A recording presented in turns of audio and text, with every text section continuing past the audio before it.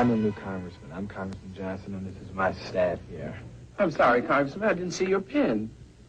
In fact, I still don't see your pen. What pen? Your member of Congress pen. It's Mr. Murphy Goes to Washington. Eddie Murphy, that is, playing a con man who goes to Congress in a new comedy called The Distinguished Gentleman. It's one of 5 new holiday films we'll be reviewing this week on Siskel and Ebert, along with Kevin Costner's latest, as well as films ranging from rural New York to rural Mongolia. Is there anything else but rural Mongolia? I'm Gene Siskel from the Chicago Tribune. And I'm Roger Ebert of the Chicago Sun-Times. Our first movie is The Distinguished Gentleman, which has as its comic premise a Florida con man with the same name as a popular congressman. Eddie Murphy plays the small-time con artist, and when the congressman drops dead, Murphy runs for Congress under the same name and wins and goes to Washington, planning to get rich off of graft and payola. On Capitol Hill, he quickly ties himself to the coattails of Lane Smith as the chairman of the most powerful committee in Congress. Hell, son, there's no better committee on the Hill. That is, if you're interested in fundraising. Oh, I am, very much. It's just that these other chairmen made pretty strong cases. These other chairmen aren't from your home state. They're not offering to take you under their wing. Look out for your future. One of the perks of being a congressman, you get to do macho things with rich guys out in the fields.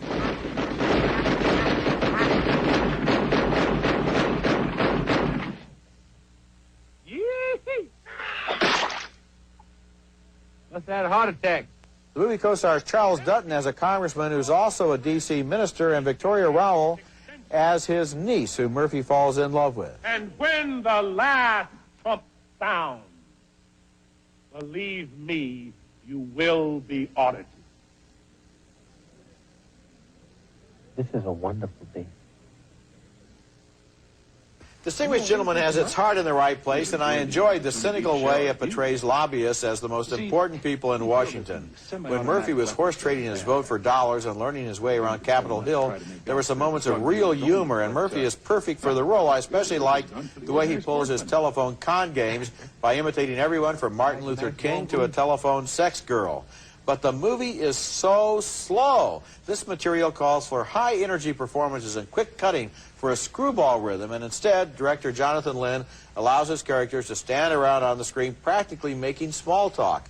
Pick up the pace, and I think you'd have something. Well, that's exactly. I was waiting for you. I was feeling bad if you weren't going to mention that, because I thought the movie was directed in slow motion. Yes. I mean, and if there's anybody who requires some speed and pace to it, it's Eddie Murphy. You have a stand-up comic, in essence, and you're going to make him go slow, have Eddie Murphy tell his jokes slow. I mean, Beverly Hills Cop showed, for whatever it is, it showed the right pacing for what people expect and want in a Murphy movie, and it isn't here. There is one cute scene, and that's, as you said, in the lobbyist, where the guy says, which way do you want to vote?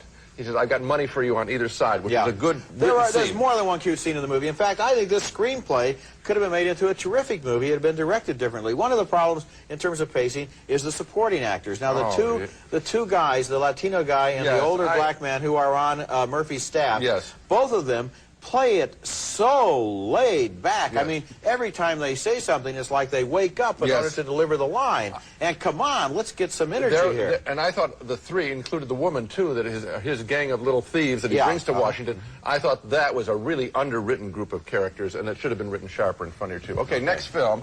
And our next film is called Brother's Keeper, and it's one of the strangest movies I've ever seen, a fascinating documentary about a mysterious death.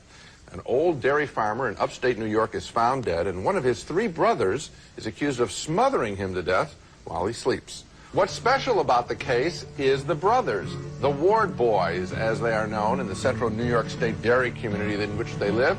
The boys range from 59 to 71 years old. They live in a decaying shack. They're only semi-literate. Their farm has been in the same family for 2 centuries. Inbreeding, one suspects, has had its effects. And yet, when Delbert Ward is accused of murder, his incredulous neighbors rally to support him. To Delbert, that was a party. He didn't realize, I don't think, we was trying to raise money for his defense so he wouldn't go to prison. Nobody's ever give the Ward boys a party. Not ever in their life. The movie mixes interviews with Delbert and his friends with testimony taken from the trial. Here, Delbert talks about how he came to sign a confession. What did they have you sign? 2 or 3 papers, and had put your initials on them. Did you read the papers? I couldn't see them because I didn't have my glasses. Can you read? A little bit, not much. Now, based on what you've seen, you may wonder why anyone other than the principals involved should give a hoot about some old farmer accused of murder. But Brothers Keeper is as riveting as any mystery Hollywood has made up. We're not sure midway through the story whether there is a big surprise waiting for us. There is a surprise. It doesn't lead, in fact, where we think it's going to lead. That's a surprise. And ultimately, what Brothers Keeper does, beyond a question of guilt or innocence, is uncover a hidden world, 18th century America, alive and sort of well in 20th century New York. I like this movie a lot. I liked it a lot, too. You know, we've often said how documentaries, especially the good ones, can blow away fiction films because they're so riveting. Yes. And in this case, it's not... First of all, the Ward boys are fascinating. Yes. And who did it is a question that we get interested in. What really moved me in the movie is the fact that even though these people are kind of decrepit and illiterate and poor and not very respectable, their neighbors immediately rally to them according to ancient American principles, which is to say, you deserve a free trial, you deserve not to be framed before your trial, you deserve to be interrogated with a lawyer there, especially as one of the guys says, all you have to do is look at Delbert and you can see he needs a lawyer in order to be questioned. And these people instinctively know what the rights of every American citizen are, and they act on that. And that, I think, is one of the strengths of our country, is that every single person in this country has or should have an instinctive feeling about what's right and what's wrong. Well, the heroism does come in not where you're looking at it. You're looking at it in going to be, let's say, the lawyer who defends them or something, and the real heroes are the neighbors. The people having the bake sales, the people raising the money, the people who care in fact, that justice is done. And it's kicked off with an older couple in the community who are even older than the Ward boys, and it's nice to see Brothers Keeper. It's playing from market to market around the country. It's one of the best movies you're going to see this year. Coming up next, Kevin Costner is the bodyguard hired to protect Whitney Houston. He's here, isn't he? He might be. And you're ready to die for me? It's the job. And you do it? Why? Can't sing. Kevin Costner finds himself falling for Whitney Houston in that scene from our next movie called The Bodyguard, and although the ads play up the romantic angle in this movie, the screenplay is really more interested in the contrasting personalities of its two major characters. Kevin Costner plays an ex-Secret Serviceman who's now a professional bodyguard, and his new client is a music superstar played by Whitney Houston. When they first meet, it is not love at first sight. Houston is a pampered star who doesn't want anyone interfering with her lifestyle. Well, you don't look like a bodyguard. What'd you expect? Well, I don't know. Maybe a tough guy? This is my disguise. At first, the star is not told about a series of death threats she's received. Then her manager and her publicist reveal the news, and she begins to understand why she needs a bodyguard. There were some letters before, Rachel. Same kind of thing. Threats, oddball stuff. We don't want to worry you, sweetheart. And somebody got into the house. Someone was in my house? One of the movie's most effective scenes involves a club concert where she is essentially unprotected against a mob of her fans. You know, forget the crazy death threats. If she doesn't sing, she's dead anyway.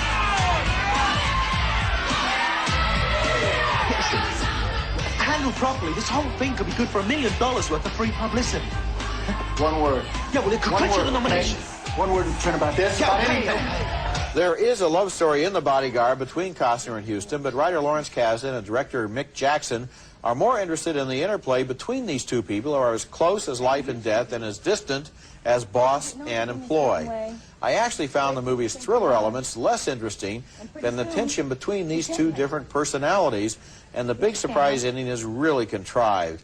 Houston does a fine job in her movie debut, however. I think she has the kind of look and personality that the screen loves, and Costner is interesting as a man who actually seems to value his job more than his life. I vote thumbs up, but not for the solution to who's sending the death threats. Well, that was a little easy to figure out. I liked it as, rather than a love story, I'd describe it as a respect story. Because I think what really happens is, you're not going to see, I mean, people, if they're expecting to see them roll around in bed together and have a lot of sex, that doesn't happen here. I think that what you really see is sort of grudging admiration for the skills that each has, and that develops. And then the movie just works in old-fashioned movie ways, which is you've got two charismatic stars who are great to look at. Yes. She is glamorous. We want to eavesdrop on what the lifestyle might be really like if you make all that money in the music business, and what does she live like, and what's her Bel Air home look like. And then you got Costner, who's doing this sort of American Boy Scout thing, and he does it as well as anybody. There's good chemistry there. The movie directed by Mick Jackson, who made L.A. Story, the Steve Martin picture, and he has a good understanding of how L.A. works, how the people in the various jobs around the star compete with each other, and they're jealous with each other. They're looking for power within the palace compound, and that's very interesting. All of that stuff is good. And Houston, I think on the basis of this film, she's a movie star. Well, she was really smart to take this role, and she's more than equal to it. Coming up next, the new film from the director of Mona Lisa, a story of Irish terrorism and love. It's called The Crying Game. Shouldn't I go?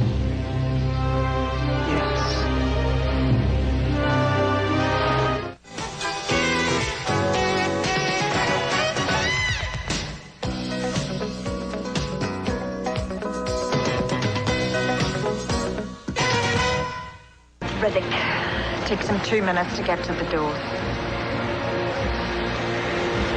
What if I say no? You know what. Go. A terrorist discovers he has a conflict of loyalties in The Crying Game, a new movie from director Neil Jordan. And earlier in the show, I described the documentary Brothers Keeper as one of the strangest films I've seen. Well, that could also apply to parts of The Crying Game, a strange and quite wonderful drama set in the world of war-torn Northern Ireland and then London. It quickly becomes the story of one IRA operative named Fergus, played by Stephen Ray. He has taken part in the kidnapping of a British soldier played by Forrest Whitaker, but Fergus doesn't have the required hatred in him. He lets the soldier escape. Having botched his mission, Fergus runs away to London, where he looks up the lover of that soldier, a hairdresser and lounge lizard and singer played by Jay Davidson. See that, Carl? See what, Bill? He gave me a look. Did he? He just cut his hair, you know. Yeah? So what do you think? Nice. Did it again.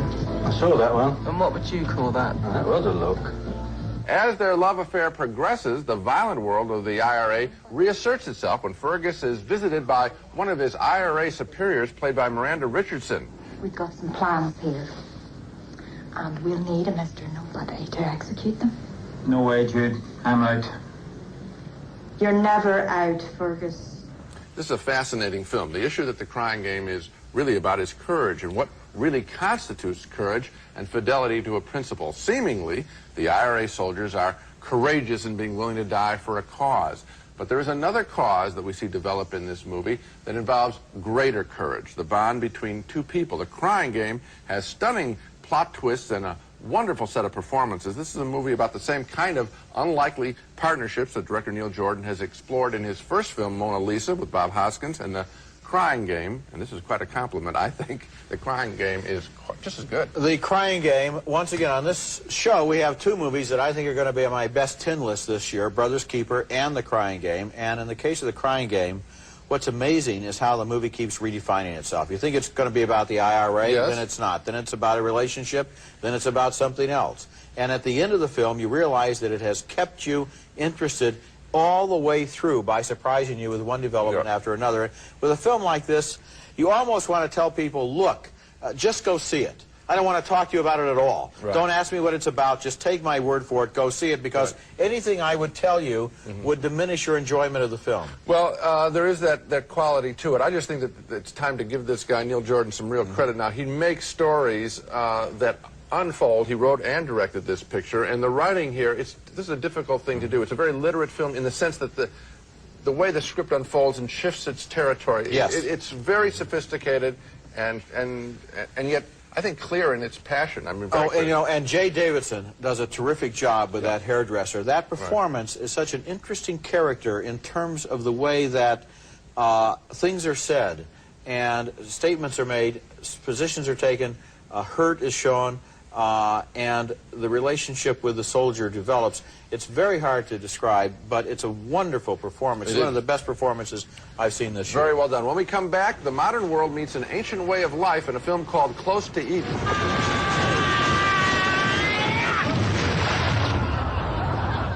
Our next film is named Close to Eden, and it tells an odd and enchanting little story about a family of Mongols who live in a vast prairie near the Chinese-Russian border. They're sheep farmers living a self-sufficient life far from any city, but the movie doesn't turn them into noble pioneers of a return to nature. Instead, it finds sly humor in the contrast between the beauty of their lives and the approaches of the modern world.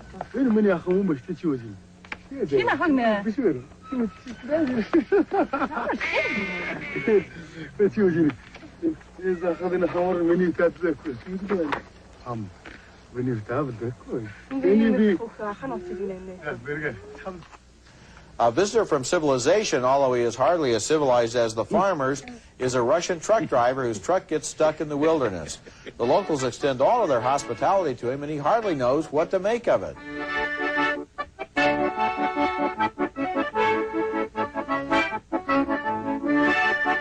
Now, there isn't any big message to Close to Eden. There's no earth-shaking revelation or big dramatic climax. Instead, this movie is a sly, observant comedy contrasting the basic happiness of this family with the busy world outside.